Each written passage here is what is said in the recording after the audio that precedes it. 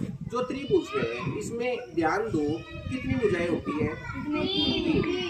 एक, दो, तीन। अगर कोणों की बात करें तो कोण भी कितने होंगे? एक, दो, तीन। तो जो त्रिभुज है त्रिभुज को हम भुजाओं के आधार पे और कोणों के आधार पे बांट सकते हैं। क्लियर है? तो यहाँ पे देखो ये त्रिभुज बना दी, एक तो भुजा के आधार पे बांट दिया और एक कोण के आधार पे बांट दिया।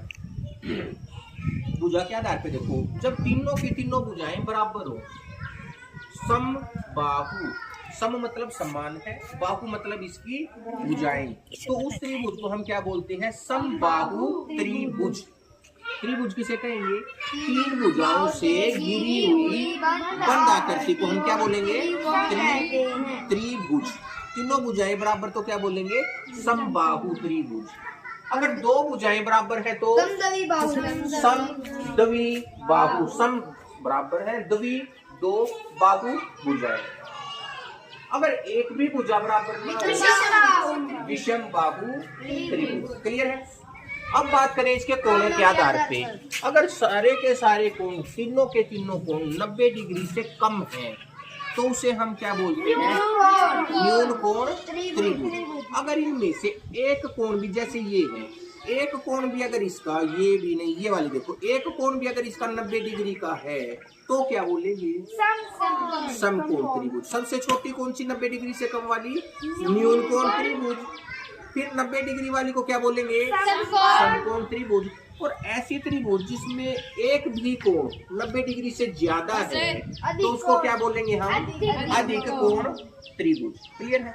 आज एक नई चीज बताऊंगा जिसको हम बोलते हैं माध्यिका। माध्यिका क्या होती है? अब जैसे ये चीज है, ये क्या है? त्रिभुज। कई बार तुम ड्राइंग में करते हो, नीचे वाले का आधा करते हो ऐसे प्रकार के साथ, आधे से ज्यादा प्रकार खोल के, तो इसका बिल्कुल बीच वाला बिंदु निकाल लिया हमने ऐसे, बिल्कुल आधा मोड़ के।